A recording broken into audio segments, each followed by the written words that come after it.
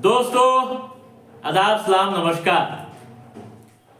देश के विभिन्न राज्यों में चल रही सियासी उठापटक व ईडी, सीबीआई व अन्य सरकारी एजेंसियों द्वारा की जा रही कार्रवाई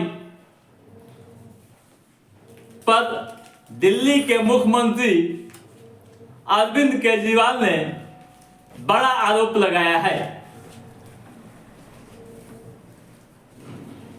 जैसा कि आप जानते हैं कि शनिवार को उनके आवास पर क्राइम ब्रांच की टीम नोटिस लेकर गई थी और कई कार्रवाइयां भी की। हालांकि केजरीवाल उस समय नहीं थे।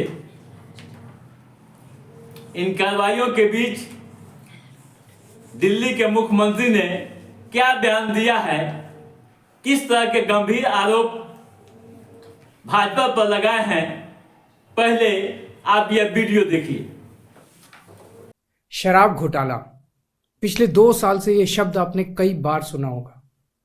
2 साल से बीजेपी की सारी एजेंसीज कई रेड मार चुकी हैं, कई लोगों को गिरफ्तार कर चुकी हैं, लेकिन अभी तक एक भी पैसे का हेरफेर कहीं नहीं मिला, कहीं से एक भी पैसा नहीं मिला।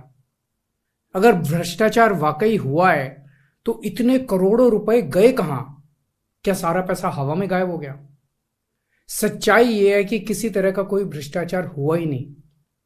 अगर होता तो पैसा भी मिलता। ऐसे फर्जी केस में आम आदमी पार्टी के कई नेताओं को इन्होंने अभी तक जेल में रखा हुआ है। किसी के भी खिलाफ कोई सबूत नहीं है, कुछ साबित नहीं हो रहा, खुलेआम गुंडागर्दी चल रही है, किसी को भी पकड़ के जेल में डाल दो। अब बीजेपी मुझे गिरफ्तार करना चाहती है।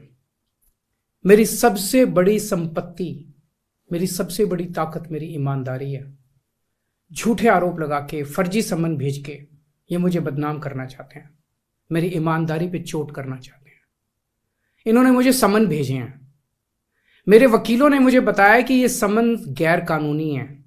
क्यों गैर कानूनी है? ये मैंने इनको विस्तार से लिख के भेजा है। मैंने बताया है कि उनके सम्मन कैसे गैर कानूनी है, लेकिन उन्होंने मेरी एक भी बात का जवाब नहीं दिया। इसका मतलब उनके पास मेरी बातों का जवाब नहीं है। इसका मतलब वे भी मानते हैं कि उनका नोटिस गैर कानूनी है। क्या मुझे एक गैर कानूनी सम्मन का पालन करना चाहिए? अगर कानूनी रूप से सही सम्मन आएगा तो मैं पूरा सहयोग करूंगा। बीजेपी का मकसद जांच करना तो है ही नहीं। इनका मकसद तो लोकसभा चुनाव में मुझे प्रचार करने से रोकना है। ठीक लोकसभा चुनाव के पहले इन्होंने मुझे सम्मन भेजा है। क्यों? इस जांच को चलते 2 साल हो गए। अभी ठीक लोकसभा चुनाव के पहले मुझे क्यों बुलाया जा रहा है? पहले क्यों नहीं बुलाया? सीबीआई ने मेरे को 8 महीने पहले बुलाया था। मैं सीबीआई में गया था, उनके सारे जवाब भी दिए थे। लेकिन अब ये लोग ठीक लोकसभा चुनाव के 2 महीने पहले मुझे बुला रहे हैं। तो बीजेपी का मकसद कोई पूछताछ करना थोड़ी है। इनका मकसद है पूछताछ के बहाने केजरीवाल को बुला लो और उसे गिरफ्तार कर लो, ताकि मैं लोकसभा चुनाव में प्रचार ना कर पाऊं।